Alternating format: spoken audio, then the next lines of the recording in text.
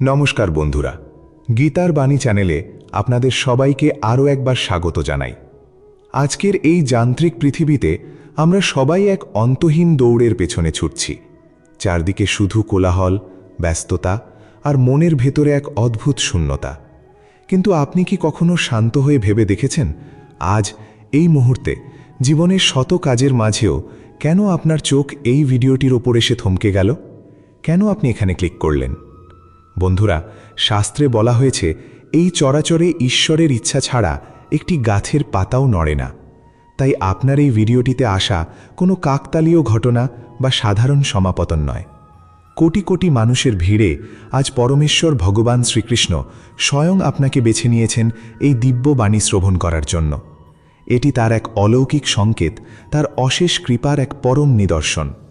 তিনি চান আজ আপনার মনের সমস্ত জট খুলে যাক, আপনার অন্তরের সমস্ত ক্লান্তি ও বিভ্রান্তি দূর হোক।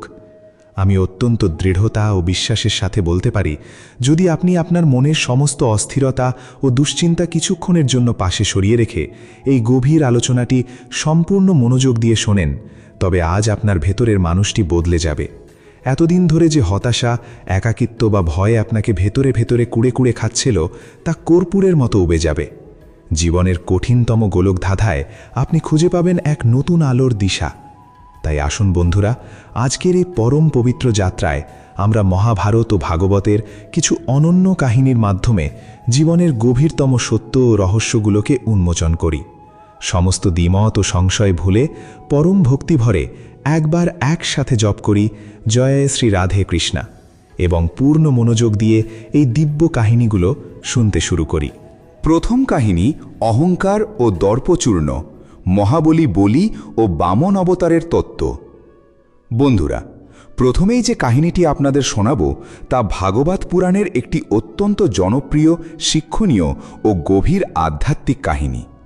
এই গল্পের মাধ্যমে আপনি জানবেন যে মানুষ যখন নিজের ক্ষমতা, সম্পদ বা ত্যাগের অহংকারে অন্ধ হয়ে যায়, তখন স্বয়ং ভগবান কিভাবে তার সেই দর্প চূর্ণ করে তাকে উদ্ধার করেন। অহংকার হলো এমন এক সূক্ষ্ম বিষ যা মানুষের সমস্ত পুণ্যকে এক নিমেষে ছাই করে দেয়। প্রাচীনকালে অসুরদের রাজা ছিলেন মহাবলী বলি। তিনি ছিলেন ভক্ত প্রহ্লাদের পৌত্র। অসুরকুলে জন্মগ্রহণ করলেও বলি ছিলেন অত্যন্ত ধার্মিক, প্রজাবৎসল এবং দানবীর। তার রাজ্যে কোনো অভাব ছিল না, কোনো অন্যায় ছিল না। কিন্তু বলির মনে একটি সুপ্ত ইচ্ছা ছিল, তিনি সমগ্র ব্রহ্মাণ্ডের অধিপতি হবেন। নিজের গুরু শুক্রাচার্যের নির্দেশনায় রাজা বলি 100 অশ্বমেধ যজ্ঞের আয়োজন করলেন। ইন্দ্রদেবের সিংহাসন কেড়ে নেওয়ার জন্য তিনি একের পর এক যুদ্ধ জয় করে স্বর্গলোকও নিজের নিয়ন্ত্রণে নিয়ে নিলেন। দেবতাদের মাতা অদিতি নিজের সন্তানদের এই দুর্দশা দেখে অত্যন্ত মর্মাহত হলেন। তিনি ভগবান বিষ্ণুর কঠোর তপস্যা করলেন যাতে দেবতারা তাদের স্বর্গরাজ্য ফিরে পান।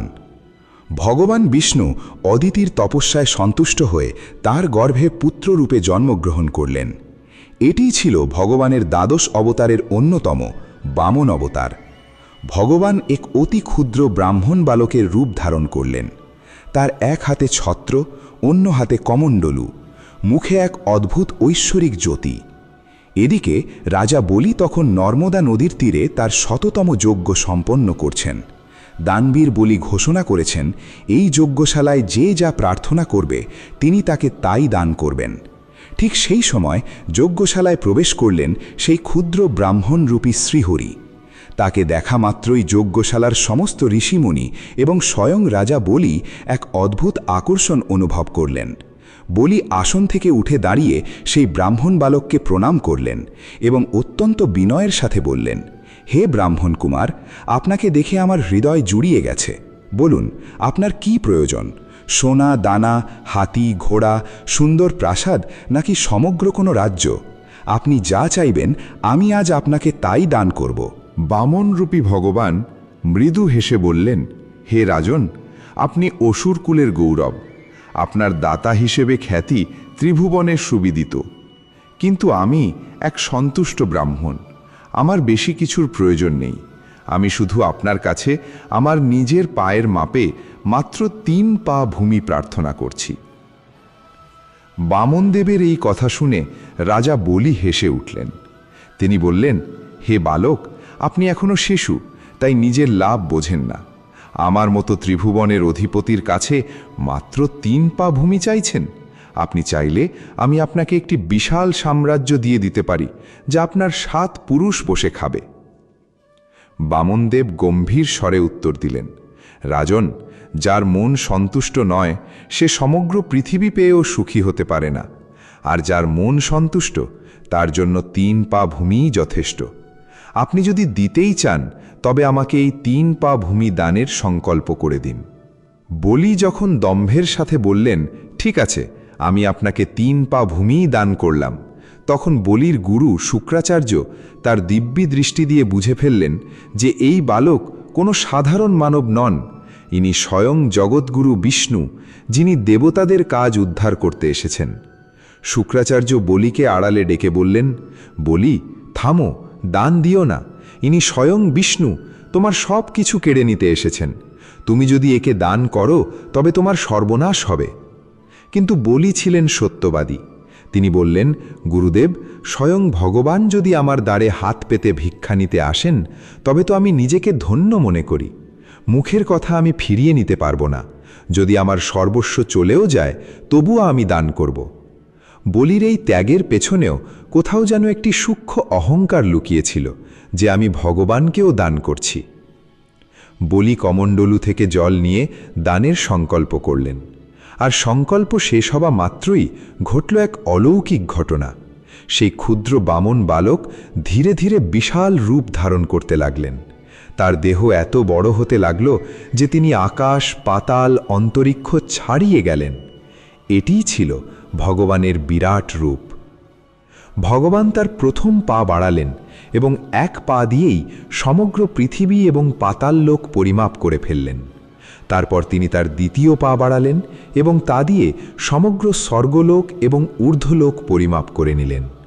এবার সমগ্র ব্রহ্মাণ্ড ভগবানের 2 পায়েই পরিমাপ করা হয়ে গেল। ভগবান তখন বজ্রকণ্ঠে বলিকে জিজ্ঞেস করলেন, হে মহাবলী বলি, আমার 2 পায়ে তো তোমার সমস্ত রাজ্য, স্বর্গ, মর্ত, পাতাল সব শেষ হয়ে গেল। এবার বলো, আমার 3য় পা আমি কোথায় রাখব? তুমি যদি তোমার প্রতিজ্ঞা পূরণ করতে না পারো তবে তোমাকে অসত্যবাদী হিসাবে নরকে যেতে হবে। যজ্ঞশালায় উপস্থিত সবাই স্তব্ধ। রাজা বলির সমস্ত দম্ভ, সমস্ত অহংকার এক মুহূর্তে চূর্ণ হয়ে গেল। তিনি বুঝতে পারলেন তিনি যা কিছুকে নিজের ভাবতেন, তার সম্পদ, তার রাজ্য, এমনকি তার এই অহংকার সবই আসলে ভগবানের। তার নিজের বলতে কিছুই নেই। বলি তখন ভক্তি ও বিনম্রতায় মাথা নত করলেন। তার চোখ দিয়ে অশ্রু ঝরতে লাগল। তিনি ভগবানের সামনে হাঁটু গেড়ে বসে বললেন, হে প্রভু, যদি আমার দান কম পড়ে থাকে তবে কৃপা করে আপনার এই 3য় পা আমার মস্তকের ওপর রাখুন। আমার এই শরীরের ওপর তো আমার অধিকার আছে। আমি নিজেকেই আপনার চরণে উৎসর্গ করলাম। বলির এই নিঃস্বার্থ আত্মসমর্পণ দেখে ভগবান শ্রীহরি অত্যন্ত সন্তুষ্ট হলেন। তিনি বলির মাথায় তার 3য় পা রাখলেন এবং তাকে পাতাল লোকের অর্থাৎ সুতল লোকের অধিপতি বানিয়ে দিলেন। ভগবান বললেন, বলি, আমি তোমার অহংকার হরণ করেছি, কিন্তু তোমার ভক্তি দেখে আমি মুগ্ধ। আমি স্বয়ং তোমার সুতল লোকের প্রাসাদের দ্বারপাল হয়ে সদা তোমাকে রক্ষা করব। জীবনের শিক্ষা ও দর্শন। বন্ধুরা, এই কাহিনীটি আমাদের জীবনের এক পরম সত্যের মুখোমুখি দাঁড় করায়। আমরা যখন জীবনে একটু টাকা বা একটু ক্ষমতা বা সমাজে একটু সম্মান পাই, তখন আমরা ভাবি সব আমি করেছি, আমার শক্তিতেই সব হচ্ছে। আমরা ভুলে যাই যে এই দেহ, এই বুদ্ধি, এই সম্পদ সবই ঈশ্বরের দেওয়া। প্রকৃতি বা ঈশ্বর আমাদের যা দেন তা এক নিমেষে কেড়ে নিতে পারেন। অহংকার হলো এমন এক দেয়াল যা মানুষকে ঈশ্বরের থেকে দূরে সরিয়ে দেয়। মনে রাখবেন, আপনি যত বড়ই দাতা হন না কেন বা যত বড়ই জ্ঞানী হন না কেন, ঈশ্বরের সামনে সবসময় শিশু হয়ে থাকুন। নিজেকে উজাড় করে দেওয়ার নামই হল আসল ভক্তি। বলি যখন তার রাজ্য হারালেন তখন তিনি নিজেকে খুঁজে পেলেন। আমাদের জীবনেও যখন কষ্টের সময় আসে, যখন আমাদের চারপাশের অহংকারের প্রাসাদ ভেঙে পড়ে, তখন বুঝবেন ভগবান আমাদের শুদ্ধ করছেন, আমাদের অহংকার চূর্ণ করে তার নিজের কাছে টেনে নিচ্ছেন। তাই অহংকার ত্যাগ করে বিনয়ী হন, কারণ মাটির সাথে যে মিশে থাকে তার পতনের কোনো ভয় থাকে না। দ্বিতীয় কাহিনী, কর্মফল ও নিয়তির অলঙ্ঘনীয় লিখন। পিতামহ ভীষ্মের সরসজ্জা। বন্ধুরা, এবার যে কাহিনীটি আপনাদের শোনাব তা মহাভারতের অন্তর্গত একটি অত্যন্ত রহস্যময় ও চিন্তাদীপক ঘটনা। এই গল্পটি শুনলে আপনি বুঝতে পারবেন যে এই পৃথিবীতে কর্মফল কতটা শক্তিশালী। আমরা যে কাজই করি না কেন, তা ভালো হোক বা মন্দ, তার ফল আমাদের ভোগ করতেই হবে। স্বয়ং ভগবানও প্রকৃতির এই কর্মফলের নিয়মকে পরিবর্তন করেন না। কুরুক্ষেত্রের যুদ্ধ শেষ হয়েছে, ধর্মের জয় হয়েছে এবং অধর্মের পতন হয়েছে। পাণ্ডবেরা যুদ্ধে জয়ী হয়েছেন, কিন্তু এই মহাযুদ্ধের সবচেয়ে করুণ এবং গম্ভীর দৃশ্যটি ছিল কুরুক্ষেত্রের রণভূমিতে। সেখানে সরসজ্জায় শুয়ে আছেন ইচ্ছা মৃত্যুর বরপ্রাপ্ত পিতামহ ভীষ্ম। তার পুরো শরীর অর্জুনের তীরে বিদ্ধ, তীরের অপরই তার দেহ শুয়ে আছে। মাথাটি ঝুলেছিল, যা অর্জুন 3টি তীর দিয়ে কুশন বানিয়ে সোজা করে দিয়েছিলেন। গঙ্গার পুত্র পরম পরাক্রমী ভীষ্ম আজ মৃত্যুর প্রতীক্ষায় দিন গুনছেন, উত্তরায়ণকালের অপেক্ষা করছেন যাতে তিনি দেহত্যাগ করে মোক্ষ লাভ করতে পারেন। ভীষ্মের এই অসহ্য কষ্ট দেখে ভগবান শ্রীকৃষ্ণ এবং যুধিষ্ঠির সহ 5 পাণ্ডব তার কাছে এলেন জ্ঞান ও উপদেশ লাভের জন্য। পিতামহ ভীষ্ম ছিলেন পরম জ্ঞানী, শাস্ত্রে অগাধ পণ্ডিত। তিনি যুধিষ্ঠিরকে রাজধর্ম, মোক্ষধর্ম ও আপদ ধর্মের গূঢ় শিক্ষা দিলেন। উপদেশ শেষ হবার পর ভীষ্মের চোখ দিয়ে জল গড়িয়ে পড়ল। তিনি কৃষ্ণের দিকে তাকিয়ে অত্যন্ত কাতর কণ্ঠে বললেন, হে মধুসূদন, হে জগৎগুরু, আমি এক অন্তহীন দ্বন্দ্বে ভুগছি। আপনি তো সর্বজ্ঞ, আপনি তো ভূত ভবিষ্যৎ বর্তমান সব জানেন। কৃপা করে আমার একটি প্রশ্নের উত্তর দিন। শ্রীকৃষ্ণ মৃদু হেসে বললেন, বলুন পিতামহ, আপনার মনে কি প্রশ্ন জেগেছে? ভীষ্ম বললেন, হে কৃষ্ণ, আমি আমার দিব্য দৃষ্টি দিয়ে আমার সাধনার বলে আমার পূর্ববর্তী 100 জন্মের ইতিহাস স্মরণ করার চেষ্টা করেছি। আমি সূক্ষ্মভাবে বিশ্লেষণ করে দেখেছি যে এই বিগত 100 জন্মে আমি জেনে বা অজান্তে কোনো পাপ কাজ করিনি, সর্বদা ধর্মের পথে চলেছি, পরোপকার করেছি। তাহলে হে প্রভু, আমার কোন পাপের কারণে আজ আমার এই দশা? কেন আমাকে কুরুক্ষেত্রের এই ধুলোয় শত শত তীরে বিদ্ধ হয়ে এইভাবে তীব্র যন্ত্রণায় সরসজ্জায় শুয়ে থাকতে হচ্ছে? আমার 100 জন্মের পুণ্য কোথায় গেল? কোন কর্মের ফল এটি? শ্রীকৃষ্ণ অত্যন্ত গম্ভীর ও শান্ত স্বরে বললেন, পিতামহ, আপনি ঠিকই বলেছেন। বিগত 100 জন্মে আপনি কোনো পাপ করেননি, কিন্তু আপনি আপনার 101তম জন্মের কথা মনে করতে পারছেন না। কর্মের খাতা অনেক লম্বা হয় পিতামহ। মানুষ ভাবে সময় চলে গেছে মানে কর্মের ফলও মুছে গেছে, কিন্তু তা হয় না। বীজ যেমন মাটিতে সুপ্ত থাকে এবং সঠিক সময়ে এলে অঙ্কুরিত হয়, কর্মফলও তেমনি সঠিক সময়ের জন্য অপেক্ষা করে। ভীষ্ম অবাক হয়ে জিজ্ঞেস করলেন, 101তম জন্মে আমি কি করেছিলাম প্রভু? শ্রীকৃষ্ণ বলতে লাগলেন, পিতামহ, আজ থেকে 101 জন্ম আগে আপনি এক রাজ্যের যুবরাজ ছিলেন। একদিন আপনি রথে চড়ে শিকার থেকে ফিরছিলেন। সেই সময় একটি অত্যন্ত বিষাক্ত এবং কাঁটাযুক্ত পোকা, যাকে কাঁকলাস বা গিরগিটি জাতীয় প্রাণী বলা হয়, আপনার রথের সামনে চলে আসে। আপনার রথের গতি থমকে যায়। আপনি বিরক্ত হয়ে আপনার ধনুকের অগ্রভাগ দিয়ে সেই নিরীহ প্রাণীটিকে রাস্তার পাশে ছুঁড়ে ফেলে দেন, কিন্তু দুর্ভাগ্যবশত প্রাণীটি রাস্তার পাশের একটি শুকনো এবং অত্যন্ত ধারালো কাঁটা গাছের ওপর গিয়ে পড়ে। সেই গাছের বড় বড় কাঁটাগুলো পোকাটির শরীরে গভীরভাবে বিদ্ধ হয়ে যায়। পোকাটি নিজেকে মুক্ত করার যতই চেষ্টা করছিল, কাঁটাগুলো তার শরীরে ততই গভীরভাবে ঢুকে যাচ্ছিল। সেই অবস্থায় পোকাটি টানা 18 দিন ধরে তীব্র যন্ত্রণায় ছটফট করতে করতে অনাহারে ও তৃষ্ণায় মারা যায়। মরার আগে সেই অসহায় প্রাণীটি যন্ত্রণায় কাতর হয়ে আপনাকে অভিশাপ দিয়েছিল। শ্রীকৃষ্ণ থামলেন, তারপর আবার বললেন, পিতামহ, আজ সেই একটিমাত্র নিষ্ঠুর কর্মের ফল আজ আপনাকে ভোগ করতে হচ্ছে। সেই প্রাণীটির শরীরে যতগুলো কাঁটা বিদ্ধ হয়েছিল, আজ আপনার শরীরে ততগুলো তীর বিদ্ধ হয়েছে। সে যেমন 18 দিন ধরে ছটফট করেছিল, আপনাকেও এই কুরুক্ষেত্রের যুদ্ধে 18 দিন এবং তার পরবর্তী সময় ধরে এই সরসজ্জায় শুয়ে যন্ত্রণা ভোগ করতে হচ্ছে। এটাই হলো প্রকৃতির অমোঘ ন্যায় বিচার। ভীষ্মের আখ থেকে অশ্রুধারা বইতে লাগল। তিনি বললেন, প্রভু, যদি 101 জন্ম আগের পাপের ফল আজ আমাকে ভোগ করতে হয়, তবে এত জন্মের পুণ্য কেন তা আটকাতে পারল না? শ্রীকৃষ্ণ উত্তর দিলেন, পিতামহ, পুণ্যকর্মের ফল আপনি পেয়েছেন বলেই আপনি ইচ্ছা মৃত্যুর বর পেয়েছেন। আপনি ব্রহ্মচর্য ও ত্যাগের কারণে ত্রিভুবনে পূজনীয় হয়েছেন। কিন্তু মনে রাখবেন, পুণ্য কখনো পাপকে কেটে দেয় না, আর পাপ কখনো পুণ্যকে মুছে দেয় না। প্রত্যেকটি কর্মের ফল আলাদাভাবে ভোগ করতে হয়।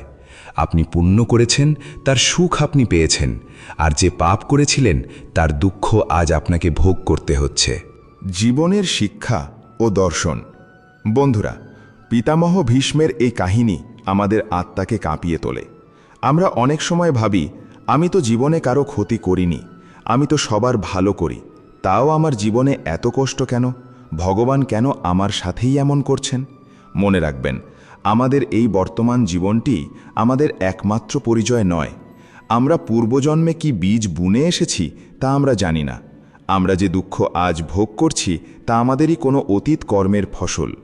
শ্রীমদ্ ভাগবত গীতায় শ্রীকৃষ্ণ বলেছেন, কর্মণ হেপ্পি বুদ্ধাব্যং বুদ্ধাব্যঞ্চা বিকর্মণহা অকর্মণশ্চ বুদ্ধাব্যং গহনা কর্মণো গতিহি। অর্থাৎ কর্মের গতি অত্যন্ত গূঢ় এবং জটিল। কি করা উচিত আর কি করা উচিত নয় তা সাধারণ মানুষের পক্ষে বোঝা কঠিন। তাই জীবনে কখনো কোনো প্রাণীকে, কোনো মানুষকে আঘাত দেওয়ার আগে দুবার ভাবুন। আপনি যদি কারো চোখে জল আনেন, তবে প্রকৃতি কোনো না কোনো উপায়ে আপনার চোখেও জল আনবে। আজ হয়তো আপনি ক্ষমতাবান, তাই কারো ওপর অন্যায় করে পার পেয়ে যাচ্ছেন, কিন্তু মনে রাখবেন, ভগবানের সিসিটিভি ক্যামেরা সর্বক্ষণ চালু আছে। প্রকৃতির বিচার বিলম্বে হতে পারে, কিন্তু তা নিখুঁত। তাই সর্বদা সৎকর্মে লিপ্ত থাকুন, কারো ক্ষতি করবেন না। আর জীবনে কষ্ট আসলে ভেঙে না পড়ে ধৈর্য ধরুন। ভাবুন যে আপনার কোনো পুরনো ঋণের বোঝা হালকা হচ্ছে। তৃতীয় কাহিনী, নিঃস্বার্থ ভালোবাসা ও শরণাগতি, সুদামা ও শ্রীকৃষ্ণের দিব্য লীলা। বন্ধুরা, এবার আমরা প্রবেশ করব এক অদ্ভুত মধুর ও ভাবঘন কাহিনীতে। এটি শ্রীমদ্ ভাগবত পুরাণের অন্তর্গত। এটি শুনলে আপনার হৃদয় এক পরম শান্তিতে ভরে উঠবে এবং আপনি বুঝতে পারবেন যে ভগবান ধন সম্পদ, চাতুর্য বা বাহ্যিক আড়ম্বর চান না। তিনি চান কেবল ভক্তের সরল নিষ্পাপ হৃদয় ও নিঃস্বার্থ ভালোবাসা। দ্বারিকার রাজা তখন স্বয়ং শ্রীকৃষ্ণ। তিনি স্বর্ণ লঙ্কার চেয়েও বৈভবশালী দ্বারিকা নগরীর অধিপতি। চারদিকে হাতি, ঘোড়া, দাস দাসী, সোনা দানার ছড়াছড়ি। আর অন্যদিকে অবন্তিপুরে এক জরাজীর্ণ কুটিরে বাস করতেন শ্রীকৃষ্ণের ছোটবেলার সখা সুদামা। সুদামা ছিলেন এক পরম জ্ঞানী, শান্ত এবং পরম ভক্ত ব্রাহ্মণ। তিনি কখনো কারো কাছে কিছু চাইতেন না। প্রারব্ধ কর্মে যা জুটত তাই ভগবানের প্রসাদ মনে করে গ্রহণ করতেন। তার অবস্থা এতটাই দরিদ্র ছিল যে তার নিজের এবং পরিবারের জন্য দুবেলা দুমুঠো অন্নও জুটত না। তার জামা কাপড় ছিল ছেঁড়া, গায়ে হাড় কটা বেরিয়ে গিয়েছিল। এই কারণে লোকে তাকে দরিদ্র সুদামা বলতো। সুদামার স্ত্রী সুশীলা ছিলেন অত্যন্ত পতিব্রতা। সন্তানদের খিদের জ্বালায় ছটফট করতে দেখে একদিন সুশীলা অত্যন্ত বিনয়ের সাথে সুদামাকে বললেন, স্বামী, আপনি তো প্রায়ই বলেন যে দ্বারকার রাজা শ্রীকৃষ্ণ আপনার ছোটবেলার বন্ধু। আপনারা সন্দীপনী মুনির আশ্রমে একসাথে পড়াশোনা করেছেন। তিনি তো ভক্ত বৎসল, দিনের বন্ধু। আপনি একবার আপনার বন্ধুর কাছে যান না। আমাদের কিছু না হোক, অন্তত সন্তানদের জন্য একটু সাহায্যের প্রার্থনা তো করতে পারেন। তিনি নিশ্চয়ই আপনাকে ফিরিয়ে দেবেন না। সুদামা প্রথমে রাজি হচ্ছিলেন না। তিনি ভাবলেন, বন্ধুর কাছে গিয়ে কিছু চাওয়া তো স্বার্থপরতা। কিন্তু পরে তিনি ভাবলেন, দ্বারকার রাজা কৃষ্ণের কাছে ধন সম্পদ চাইতে যাব না, কিন্তু বন্ধুর সাথে দেখা করার সুযোগ তো পাব। কত বছর কৃষ্ণকে দেখিনি, শুধু তাকে একবার চোখের দেখা দেখার জন্যই আমি যাব। সুদামা যাওয়ার জন্য প্রস্তুত হলেন, কিন্তু শাস্ত্রে বলে বন্ধুর বাড়ি বা গুরুর বাড়ি কখনো খালি হাতে যেতে নেই। সুদামা স্ত্রীকে বললেন, দেবী, কৃষ্ণের জন্য উপহার দেওয়ার মতো আমাদের ঘরে কি কিছু আছে? সুশীলা প্রতিবেশীদের কাছ থেকে চেয়ে 4 মুঠো চিঁড়ে অর্থাৎ তণ্ডুল এনে একটি পুরনো ছেঁড়া কাপড়ের টুকরোয় বেঁধে সুধামার হাতে দিলেন। এই ছিল দ্বারকাধীশের জন্য দরিদ্র সুধামার উপহার। সুধামা খালি পায়ে জীর্ণ পোশাকে হেঁটে হেঁটে দীর্ঘ পথ পার হয়ে অবশেষে দুয়ারকায় পৌঁছলেন। দ্বারকার বিশাল রাজপ্রাসাদ, সোনার তোরণ আর পাহারাদারদের দেখে সুধামা ইতস্তত করতে লাগলেন। তিনি যখন পাহারাদারদের বললেন, আমি রাজা কৃষ্ণের বন্ধু, আমার নাম সুধামা, আমি তার সাথে দেখা করতে এসেছি, তখন পাহারাদারেরা তার ছেঁড়া কাপড় আর কৃশকায় দেখে হাসাহাসি করতে লাগল। কিন্তু সুধামার সরলতা দেখে একজন দুয়ারপাল ভেতরে গিয়ে শ্রীকৃষ্ণকে খবর দিল, প্রভু, বাইরে এক অত্যন্ত দরিদ্র ব্রাহ্মণ দাঁড়িয়ে আছেন। তিনি ছেঁড়া কাপড় পরেছেন, খালি পা। তিনি নিজেকে আপনার বন্ধু সুধামা বলে পরিচয় দিচ্ছেন। সুধামা নাম শোনামাত্রই ঘটল এক অভূতপূর্ব দৃশ্য। সিংহাসনে বসা দ্বারকাধীশ শ্রীকৃষ্ণ এক লাফে উঠে দাঁড়ালেন। তিনি রাজমুকুট, রাজবেশের পরোয়া না করে খালি পায়ে দৌড়াতে লাগলেন প্রাসাদের বাইরে। রাজপ্রাসাদের সবাই অবাক হয়ে দেখল, স্বয়ং পরমেশ্বর ভগবান এক দরিদ্র ধুলোবালি মাখা মানুষকে জড়িয়ে ধরেছেন। কৃষ্ণের চোখ দিয়ে জল পড়ছে, সুধামার চোখ দিয়েও জল পড়ছে। দুই বন্ধুর এই মিলন দেখে স্বর্গ থেকে দেবতারা পুষ্পবৃষ্টি করতে লাগলেন। শ্রীকৃষ্ণ সুধামাকে হাত ধরে নিজের সিংহাসনে নিয়ে এলেন, তাকে বসালেন। তারপর একটি সোনার পাত্রে জল নিয়ে শ্রীকৃষ্ণ নিজে সুধামার পা ধুইয়ে দিতে লাগলেন।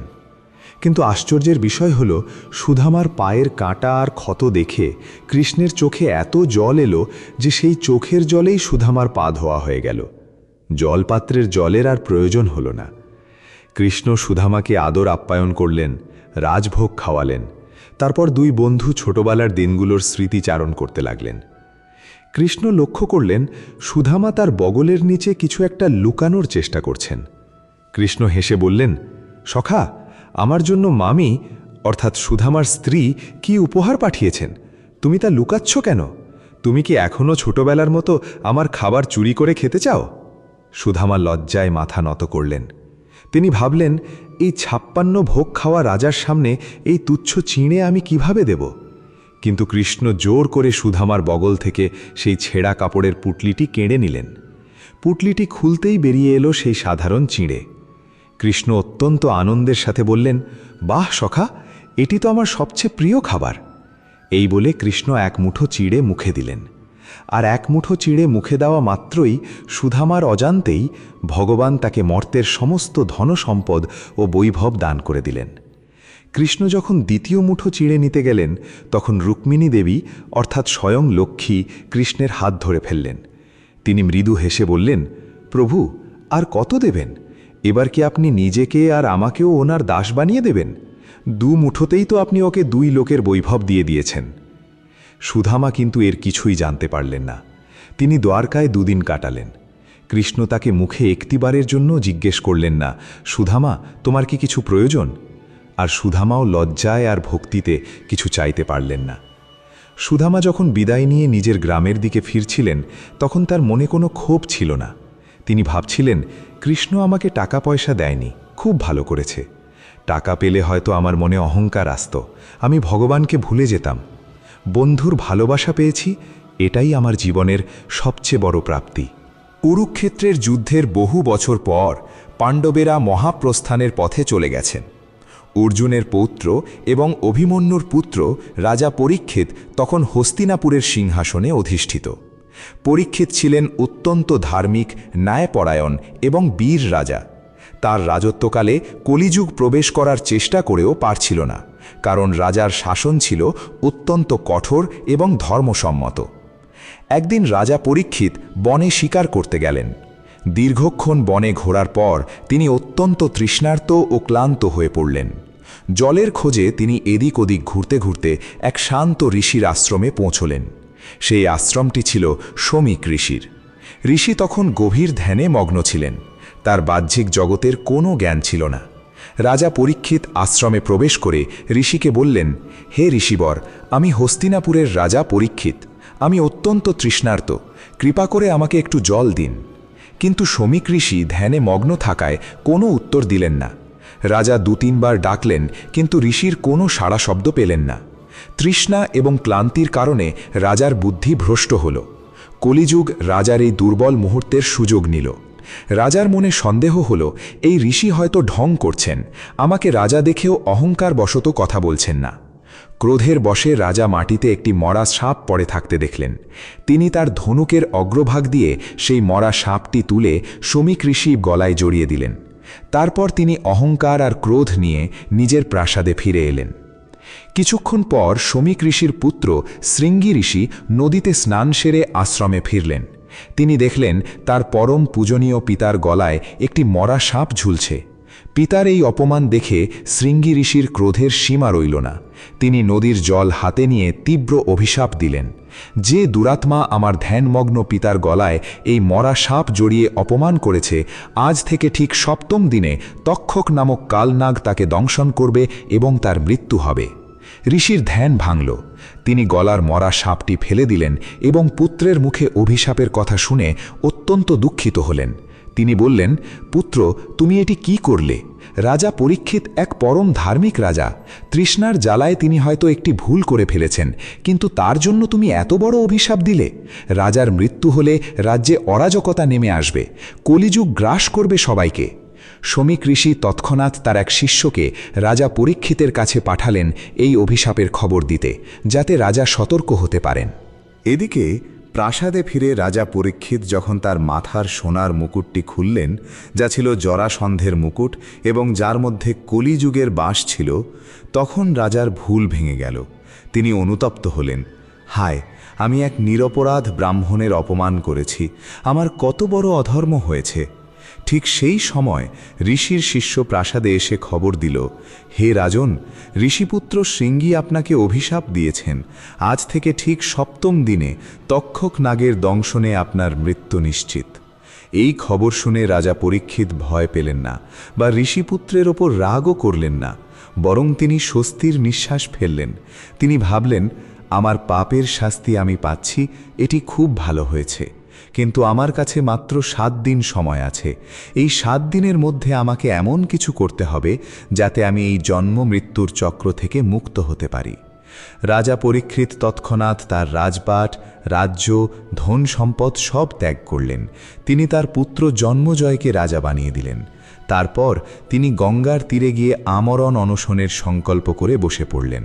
তিনি সমস্ত ঋষিমুনিদের ডেকে জিজ্ঞাসা করলেন, হে পরম জ্ঞানীগণ, যার মৃত্যু নিশ্চিত এবং যার কাছে মাত্র 7 দিন সময় আছে, তার পরম কর্তব্য কি? সে কিভাবে মোক্ষ লাভ করতে পারে? রাজার এই ব্যাকুলতা দেখে সেখানে উপস্থিত হলেন স্বয়ং শুকদেব গোস্বামী মহারাজ, বেদব্যাসের পুত্র। তিনি ছিলেন পরম হংস, 16 বছরের এক দিব্য বালক। শুকদেব গোস্বামীকে দেখে সমস্ত ঋষিরা উঠে দাঁড়ালেন। রাজা পরীক্ষিত শুকদেবজির চরণে লুটিয়ে পড়লেন এবং একই প্রশ্ন করলেন। শুকদেব গোস্বামী বললেন, হে রাজন, তুমি ধন্য, তুমি মাত্র 7 দিনের সময় পেয়েছ। এই পৃথিবীতে মানুষ জানে না সে কখন মরবে, তাও সে মায়ায় মগ্ন থাকে, কিন্তু তুমি নিশ্চিতভাবে জানো যে তোমার কাছে 7 দিন আছে। মোক্ষ লাভের জন্য 7 দিন অনেক দীর্ঘ সময়। খট্বাঙ্গ নামক এক রাজা মাত্র 1 মুহূর্তের মধ্যে মোক্ষ লাভ করেছিলেন। তুমি শান্ত হও, আমি তোমাকে স্বয়ং পরমেশ্বর ভগবানের লীলাগাথা শ্রীমদ্ ভাগবতম শ্রবণ করাবো। এই 7 দিন তুমি অন্য সব চিন্তা ত্যাগ করে শুধু হরিকথায় মন দাও। গঙ্গার তীরে শুরু হলো সেই ঐতিহাসিক ভাগবত সপ্তাহ। শুকদেব গোস্বামী বলতে লাগলেন, আর রাজা পরীক্ষিত দিন রাত ক্ষুধা তৃষ্ণা ভুলে পলকহীন নেত্রে সেই দিব্য জ্ঞান ও ভগবানের লীলা অমৃত পান করতে লাগলেন। প্রথম দিন, দ্বিতীয় দিন, তৃতীয় দিন, এভাবে দেখতে দেখতে 7ম দিন এসে গেল।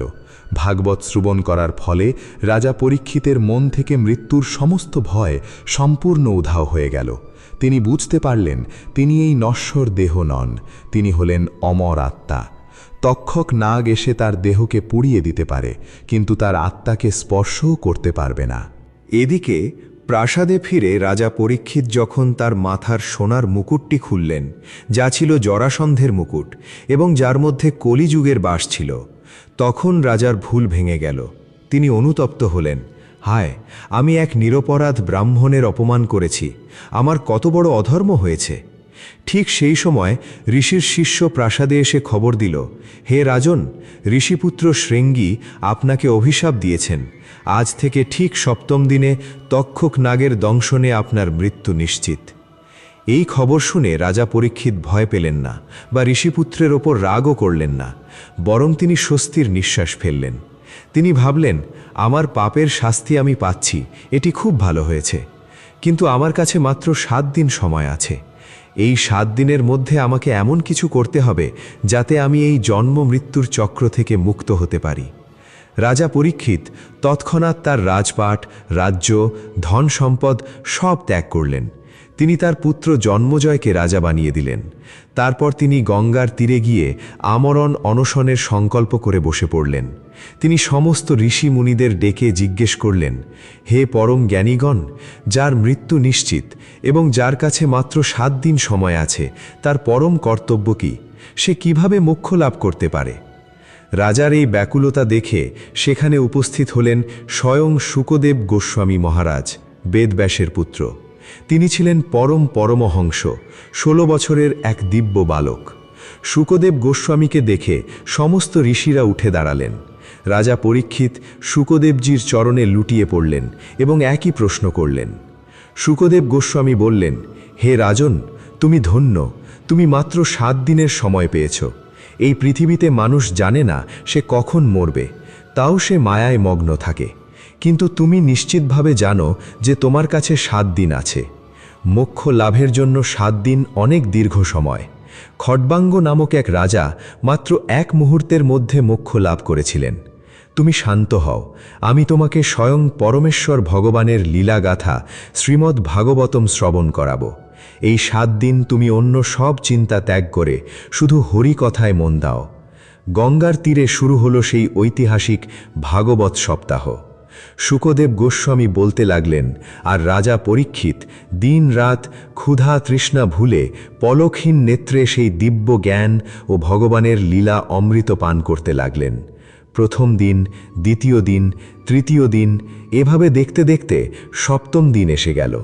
ভাগবত শ্রবণ করার ফলে রাজা পরীক্ষিতের মন থেকে মৃত্যুর সমস্ত ভয় সম্পূর্ণ উধাও হয়ে গেল।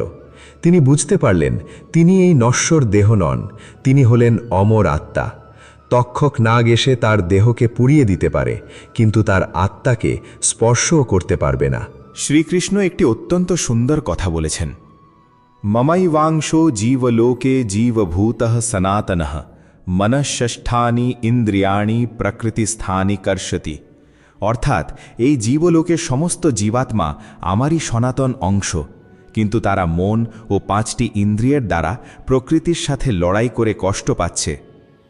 যেমন বাতাস ফুলের গন্ধকে এক স্থান থেকে অন্য স্থানে নিয়ে যায়, তেমনি জীবাত্মাও মৃত্যুর সময় মন ও ইন্দ্রিয়গুলোর মাধ্যমে পূর্বজন্মের সংস্কার বা ইমপ্রেশনস নিয়ে এক দেহ থেকে অন্য দেহে গমন করে। অর্থাৎ আপনি এই জন্মে যা শিখছেন, যা অভ্যাস করছেন, যা ভাবছেন, সেই চিন্তাই আপনার পরবর্তী জন্মের স্বভাব নির্ধারণ করবে। তাই সর্বদা ভালো চিন্তা ও ভালো অভ্যাস গড়ে তোলা এত জরুরি। অনুপ্রেরণা, জীবনের সারমর্ম ও মোটিভেশন। বন্ধুরা, গীতার এই গভীর আলোচনা ও কাহিনীগুলো আমাদের প্রাত্যহিক জীবনের প্রতিটি সমস্যার সমাধান দেয়। আসুন শ্রীকৃষ্ণের বাণীর আলোকে আমরা জীবনের কিছু পরম সত্য ও শিক্ষা এক নজরে দেখে নিই, যা আপনার বেঁচে থাকার ধরন সম্পূর্ণ বদলে দেবে। 1. ধৈর্য ও সময়ের খেলা। শ্রীকৃষ্ণ বলেন, জীবনের সবচেয়ে বড় শিক্ষক হল সময়। সময় যা শেখায় তা পৃথিবীর কোনো স্কুল বা বিশ্ববিদ্যালয় শেখাতে পারে না। যখন আপনার সময় খারাপ যাচ্ছে তখন ভেঙে পড়বেন না, ধৈর্য ধরুন। মনে রাখবেন, রাত যত গভীর হয় ভোর তত কাছে আসে। যা আজ কঠিন মনে হচ্ছে তা কাল সহজ হয়ে যাবে। মেঘ কেটে সূর্য উঠবেই। যে ধৈর্য ধরতে জানে শেষ পর্যন্ত বিজয়ী সেই হয়। 2. বিশ্বাস ও সম্পর্কের মূল্য। একবার যদি কাঁচ বা বিশ্বাস ভেঙে যায় তবে তা জোড়া লাগানো গেলেও দাগ থেকে যায়। এই দুনিয়া বড় স্বার্থপর। যখন আপনার পকেটে টাকা থাকবে সবাই আপনার খোঁজ নেবে, বলবে, ভাই তুমি কেমন আছো? কিন্তু বিপদ এলে দেখবেন ছায়ার মতো সবাই মিলিয়ে গেছে। তাই নিজের সুখের চাবি কখনো অন্যের পকেটে রাখবেন না। কিছু সম্পর্ক ভাড়ার বাড়ির মতো হয়, যতই সাজান না কেন সেগুলো দিন শেষে আপনার নিজের হয় না। 3. বাস্তবতা ও মনের শান্তি। স্বর্গে সব কিছু আছে কিন্তু মৃত্যু নেই। গীতায় সব কিছু আছে কিন্তু মিথ্যে নেই। আর এই দুনিয়াতে সব কিছু আছে কিন্তু মানুষের মনে শান্তি নেই। আমরা শান্তির খোঁজে বাইরে ছুটি, কিন্তু শান্তি আমাদের ভেতরেই আছে। ভাগ্যের ওপর অতিরিক্ত নির্ভর না করে নিজের পরিশ্রমের ওপর ভরসা করুন। ভাগ্য লিফটের মতো, যা যে কোনো সময় বন্ধ হয়ে যেতে পারে, কিন্তু পরিশ্রম হলো সিঁড়ির মতো, যা আপনাকে ধীর গতিতে হলেও সবসময় ওপরে নিয়ে যাবে। ভুল করা ও ঘুরে দাঁড়ানো। ভুল করতে ভয় পাবেন না। যে কখনো ভুল করেনি সে নতুন কিছু শেখেনি। আছাড় খাওয়া লজ্জার নয়, কিন্তু আছাড় খেয়ে মাটিতেই পড়ে থাকাটা লজ্জার।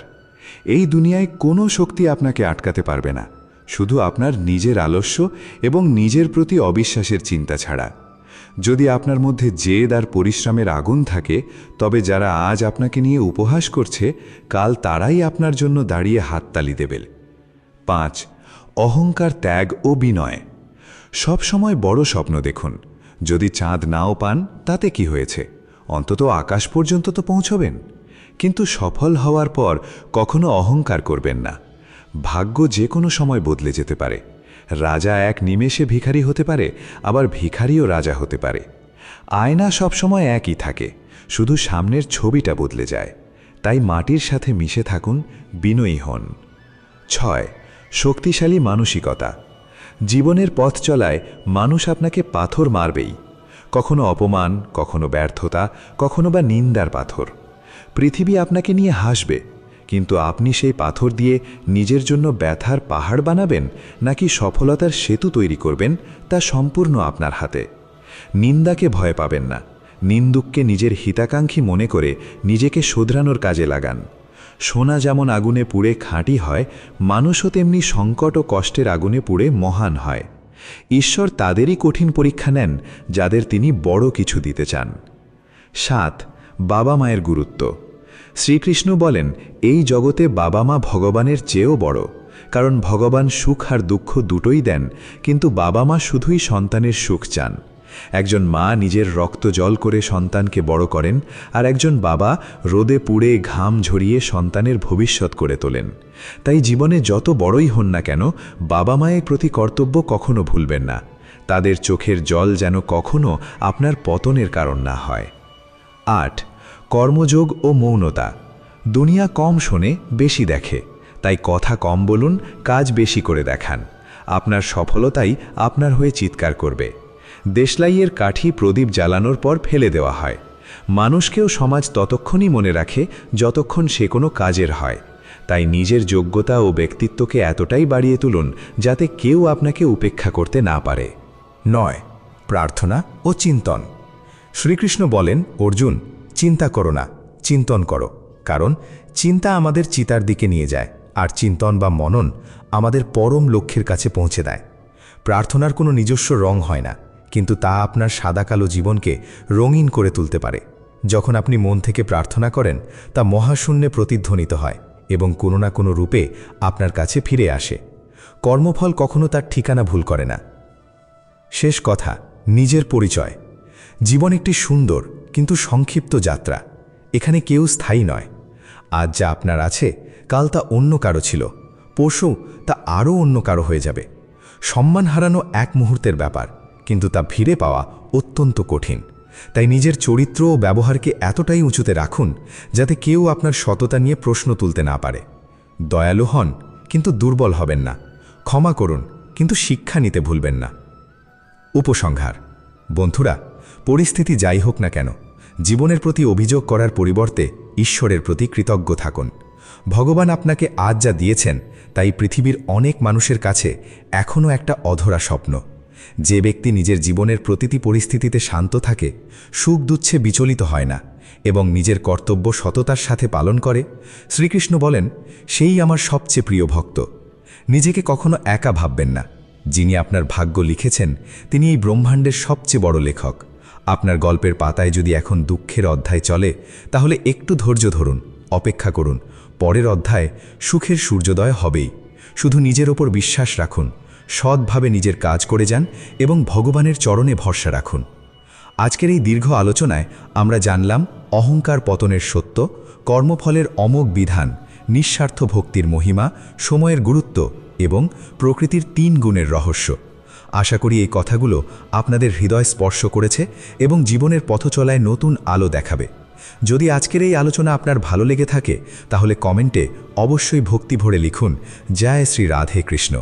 এবং এমন আরও অনুপ্রেরণামূলক আধ্যাত্মিক ও জ্ঞানগর্ভ ভিডিও পেতে আমাদের গীতার বাণী চ্যানেলটি সাবস্ক্রাইব করে বেল আইকনটি চেপে দিন। মনে রাখবেন, জ্ঞান ভাগ করে নিলে বাড়ে, কমে না। তাই এই ভিডিওটি আপনার প্রিয়জন এবং বন্ধুদের সাথে প্রচুর শেয়ার করুন, যাতে তারাও এই দিব্য জ্ঞানের আলোয় আলোকিত হওয়ার সুযোগ পায়। সবাই ভালো থাকুন, সুস্থ থাকুন এবং সর্বদা সৎ পথে চলুন। দেখা হবে পরের ভিডিওতে নতুন কোনো দিব্য জ্ঞানের সাথে। ততক্ষণ পর্যন্ত পরমেশ্বর ভগবান শ্রীকৃষ্ণ আপনাদের সবার মঙ্গল করুন। জয় শ্রীকৃষ্ণ।